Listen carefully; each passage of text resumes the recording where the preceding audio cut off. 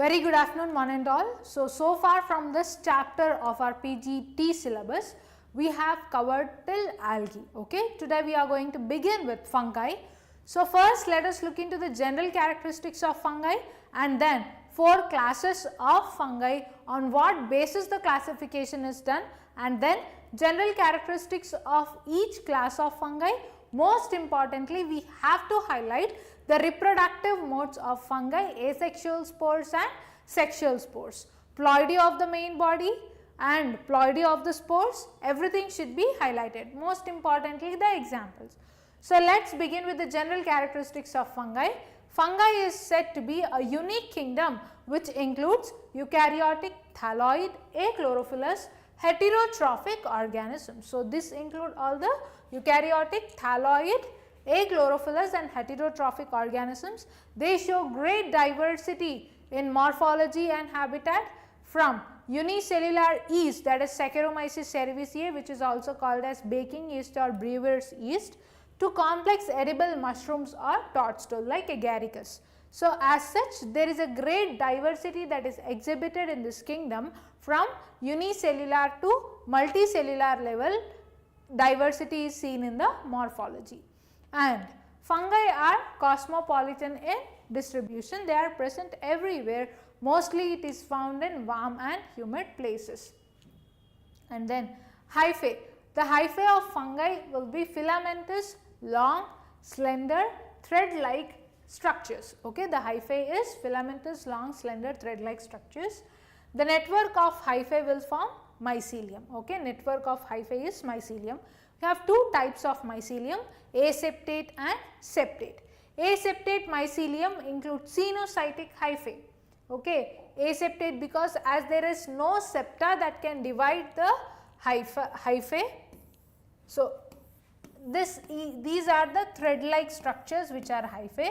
This group of thread-like structures is mycelium.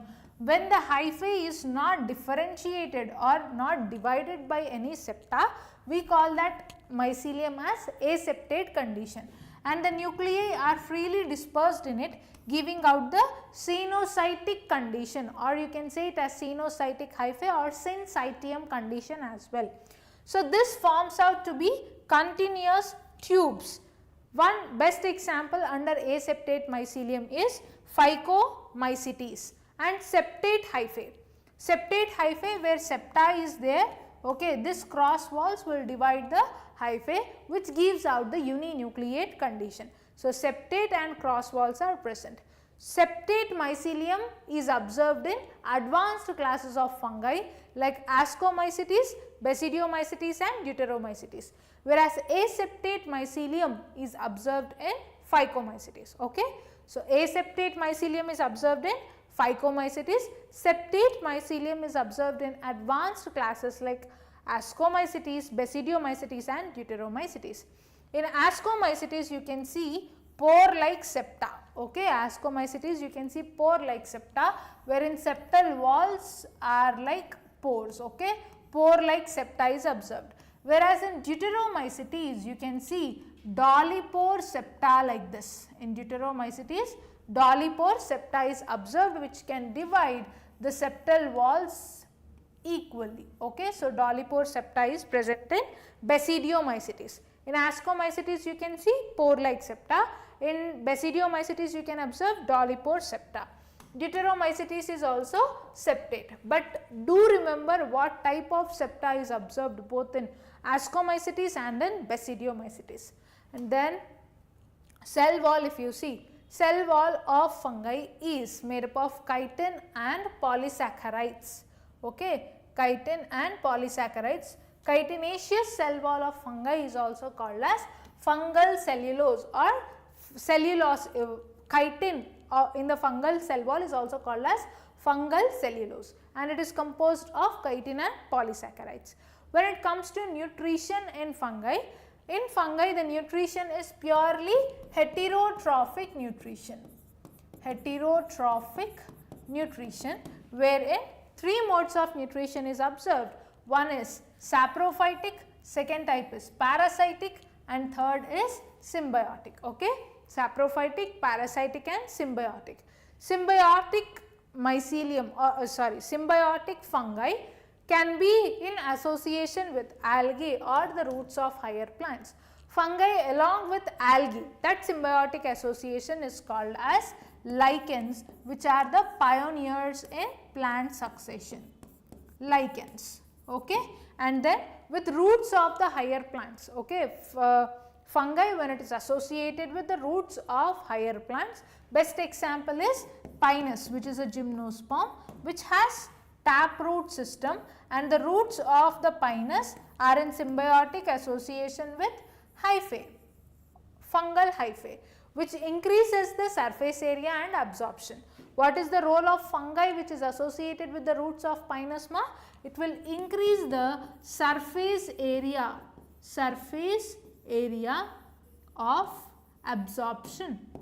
It will increase the surface area of absorption, thereby increases the absorption level of water and minerals. And then if you see reserve food material in fungi, reserve food material is glycogen and oil, okay. Glycogen and oil are the reserve food material in fungi. So here if you see, cell wall is chitinaceous, chitin and polysaccharides, which is also called as fungal cellulose, and nutrition is purely heterotrophic. 3 modes of heterotrophic nutrition are observed: saprophytic, parasitic and symbiotic. Saprophytic mode of nutrition, where the fungal hyphae or the fungal body will be releasing out the hydrolytic enzymes to the surroundings wherever the detritus is present, and the complex organic detritus is converted to simpler substances. The simpler substances will be absorbed back by the fungal body. This is the saprophytic mode of nutrition. Most of the fungi will rely on the saprophytic mode of nutrition only. Then is parasitic mode of nutrition, and then symbiotic, okay, fungi along with algae, lichens, and with roots of the higher plants, pinus, which will increase the surface area for absorption. And then reserve food material of fungi, reserve food material will be glycogen and oil, okay, reserve food material is glycogen and oil. And then reproduction, we have 3 modes of reproduction over here: vegetative, asexual and sexual mode of reproduction. First is vegetative mode of reproduction, wherein 3 types is observed over here. First is fragmentation, fission and budding. These are the 3 modes of vegetative reproduction. Good afternoon, Amar. Just continue with the class. So, fragmentation, fission and budding, these are the 3 modes of vegetative reproduction. Asexual reproduction is through asexual spores. Asexual spores include conidia, sporangiospores and zoospores. Sexual reproduction is again by sexual spores. Asexual by asexual spores. Sexual reproduction by sexual spores. Fine. Wherein sexual spores include oospores, ascospores and basidiospores. These are the sexual spores. And then vegetative reproduction, wherein 3 modes I told you, right? Fragmentation, budding and fission. Fragmentation, where the main fungal body, that is hyphae, when it is fragmented, each fragment landing onto the suitable substrata will give rise to a new fungal body, that is fragmentation. And then budding, if you see, from the parental bud, mostly budding is observed in yeast, okay. From the parental body, small cells will arise as the daughter cells over the parent body, and when those daughter cells will detach from the parental bud and land onto the suitable substrata, that will give rise to a new fungi. As such, budding is best observed in yeast, okay. This is budding. And then fission, binary fission is the most common mode of reproduction by most of the unicellular fungi, wherein the parental cell will divide into 2 daughter cells without any spindle apparatus formation. This is also called as amitosis. Binary fission, also known as amitosis, because there is no involvement of spindle apparatus formation both for karyokinesis and cytokinesis. These are different modes of vegetative reproduction. And then sexual and asexual reproduction. Firstly, asexual reproduction we will look into, and then we will look into 3 stages of sexual reproduction. Firstly, you have to remember the fungal body is haploid, okay. Fungi has haploid body, okay. Fungal mycelium is haploid. So, from this haploid mycelium, the asexual spores which develop either conidia, sporangiospores, zoospores, aplanospores, all these are asexual spores which form out on the mycelium either through conidiophores, sporangiophores, okay. When those spores are released, spores are definitely haploid spores from haploid mycelium. When these spores undergo mitosis and spores are released, spores landing onto the suitable substrata will germinate into a new haploid fungal body. So, only mitosis is involved in the asexual reproduction, but then in sexual reproduction 3 stages are involved. 3 stages are involved in sexual reproduction. First is plasmogamy. Second is karyogamy. And third will be meiosis. Fine. We have plasmogamy, karyogamy and meiosis. First, if you see plasmogamy, from the haploid fungal body, first 2 compatible hyphae of plus and minus strain, 2 compatible hyphae, the plasmogamy of 2 compatible hyphae will fuse. The plasmogamy of 2 compatible hyphae will fuse and this will form a heterokaryotic stage. What is plasmogamy over here? 2 haploid cells from 2 different mycelium strains will fuse to form a heterokaryotic cell. This will form what? A heterokaryotic cell with 2 or more nuclei. This is plasmogamy. After plasmogamy, karyogamy takes place. Okay, karyogamy, the nuclei will fuse to form a single diploid zygote. So, the first diploid cell is what? Zygote. Okay. This zygote will be formed inside the fruiting body, which is called as ascus in ascomycetes, basidium in basidiomycetes. Remember that. Ascus and basidium both are diploid. Now, here what type of meiosis will happen? So, plasmogamy is done, karyogamy is done. Last is meiosis. What type of meiosis is observed, ma? Zygotic meiosis. Okay. Zygotic meiosis. Zygotic meiosis, which will release out the haploid sexual spores. This haploid sexual spores, when landing on the suitable substratum, will develop into a new hyphal body, new fungal body. So, this is about the asexual reproduction and sexual reproduction in fungi. Clear, right? Once again I am telling you, mycelium, which is the haploid body, after mitosis haploid spores are formed and on germination again mycelium. Okay. So, only mitosis is involved. In sexual reproduction 3 stages will be seen. First is plasmogamy, second karyogamy and third is meiosis. Plasmogamy of 2 different strains of fungi, when fused, this gives you heterokaryotic stage, and after heterokaryotic stage karyogamy happens. Karyogamy will form a diploid zygote. The zygote is formed inside ascus if it is ascomycetes, basidium if it is basidiomycetes. Both ascus and basidium are diploid only. Zygotic meiosis will happen, which will result in the formation of haploid sexual spores landing onto the suitable substratum that will develop into a new mycelium. Okay, this is all about the asexual and sexual reproduction of fungi. So, now majority of times, most of the times, the question is asked on the types of spores only. So, listen carefully. First, if we see asexual reproduction, as I told you, it is conducted by asexual spores. What are all the types of asexual spores? We have motile biflagellated zoospores and non-motile aplanospores. Okay, we have non-motile aplanospores. Non-motile aplanospores and conidia. These are the only asexual spores which are exogenously released. We will get the questions on which type of spores are endogenously released, which types of spores are exogenously released. Conidia are the only non-motile exogenously released spores. How? For example, this is the mycelium. Okay. Over the mycelium, the fruiting body which is arising, that is conidiophore.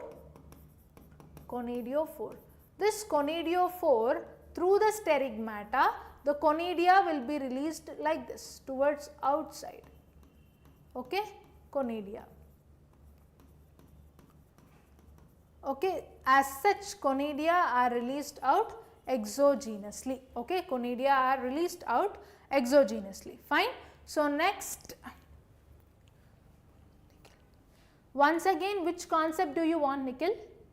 You just ask or type in the chat box. I will be repeating the concept. Okay. Just type the concept, I will be repeating it. So, here if you see, from the mycelium, conidiophore will be arising. From the conidiophore, sterigmata is attached to the conidia.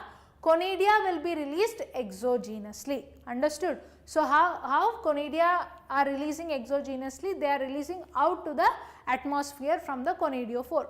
Sporangiospores, which are asexual spores, these are released out endogenously. How? I will tell you. See, if this is the mycelium, okay, if this is the mycelium over which the sporangiophore is formed, and this sporangiophore will have sac-like structure. Inside this sac, after mitosis, the spores will be formed. Inside this sac, after mitosis, spores will be formed. These spores are sporangiospores.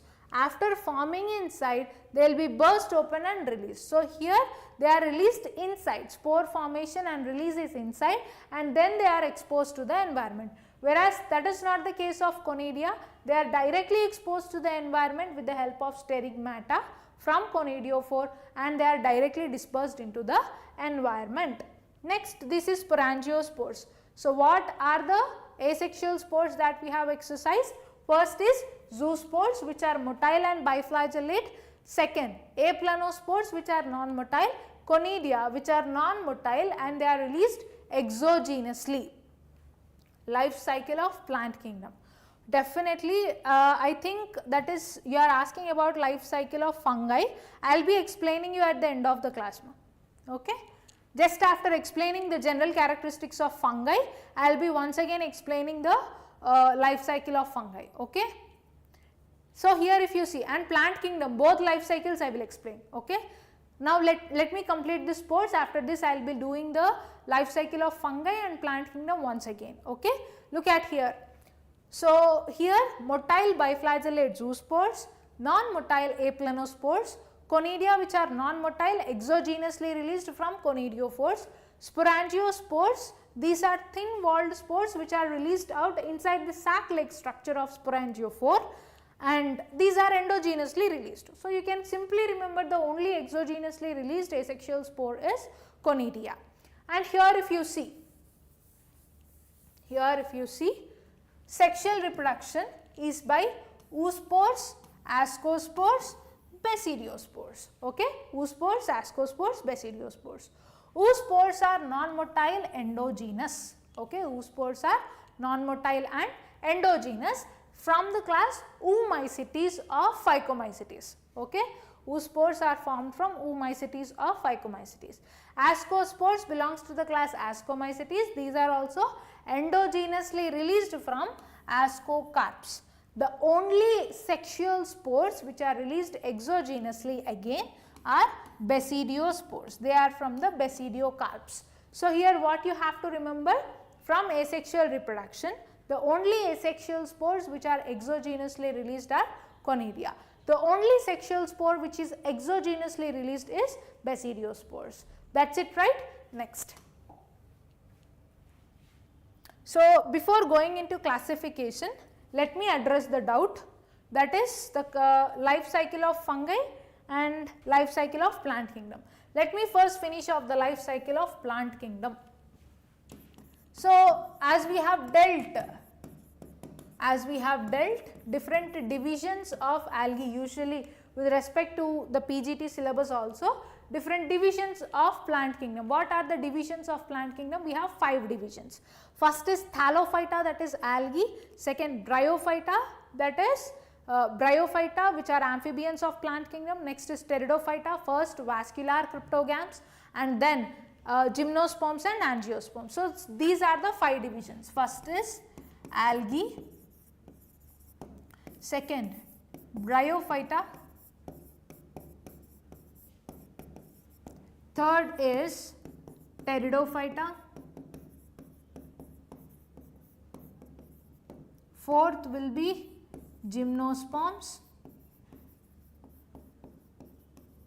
and fifth division of this kingdom is angiosperms. Fine. These two are what? Spermatophytes. Algae, undoubtedly it is having haplontic life cycle. So before going into the life cycles, you should be clear about the haplontic and diplontic phases. Haplontic and diplontic phase. Plant kingdom will exhibit alternation of generations. Plant kingdom will exhibit what, ma? Alternation of generations, wherein haploid gametophytic phase will alternate with diploid sporophytic phase. Okay? Haploid gametophyte will alter with diploid sporophytic phase. As such, if you see algae, in algae only diploid cell or only diploid phase is zygote. Zygote will undergo zygotic meiosis and entire life cycle is haploid only. So algae will show what life cycle, ma? Haplontic life cycle. Haplontic life cycle. Okay, algae shows haplontic life cycle. Second is Bryophyta. Okay, Bryophyta. Bryophyta and Pteridophyta, they will show haplodiplontic life cycle, where half of the stage will be gametophytic phase, which is haploid, and half from the zygote to the sporophyte it will be diploid phase. So here it will be haplodiplontic life cycle. Okay, haplodiplontic life cycle. And in gymnosperms and angiosperms, if you see, only male and female gametophytes will be haploid, rest entire life cycle will be diploid phases only. As such, so in gymnosperms and angiosperms, the life cycle will be diplontic life cycle. Diplontic life cycle. There are few exceptions in algae like Ectocarpus, Polysiphonia, which will show haplodiplontic life cycle, and Fucus, which is the brown algae, that will show diplontic life cycle. So this is completely about the life cycles of different divisions in plant kingdom. I gave you the gist. Hope this is clear. What are the examples of haplontic and diplontic? Examples for haplontic, if you take gametophytic phases, ma. Gametophytic phases which include the primary gametophyte, if it is in Bryophyta, Protonema, Pteridophyta, that is Prothallus, Antheridium, Archegonium, all this are what? Haplontic phases only. Diplontic phase example, if I have to give you, zygote, embryo and then sporophyte. All these are what? Diploid phases. Okay. Still any doubts, Nikhil? Okay. Should I have to explain the fungi life cycle also? Please do respond.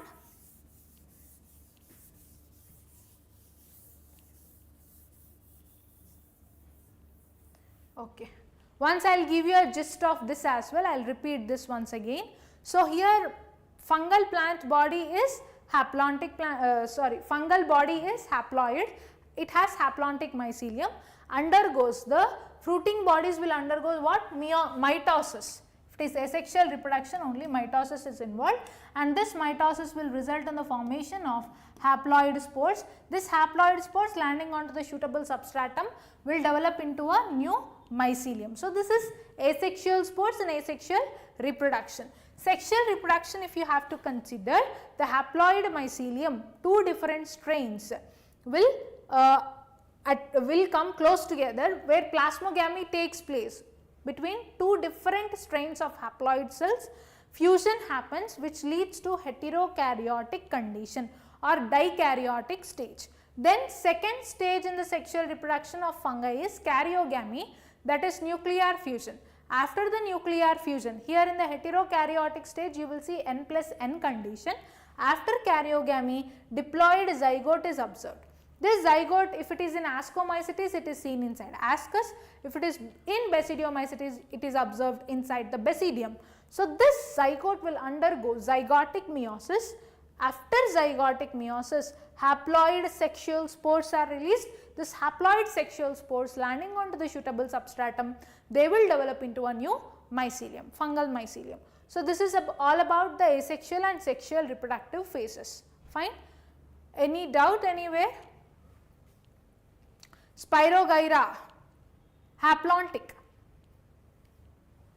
Okay, Spirogyra, which is the unicellular algae, it is haplontic life cycle. Okay, yeah. So that's all with the general characteristics of fungi in today's class. In our next class, we will be dealing with the classification of fungi in detail with examples. Okay, so tomorrow we will be dealing with the classification of fungi, highlighting the reproduction part of the fungi. Okay, that's all for today's class, and thank you.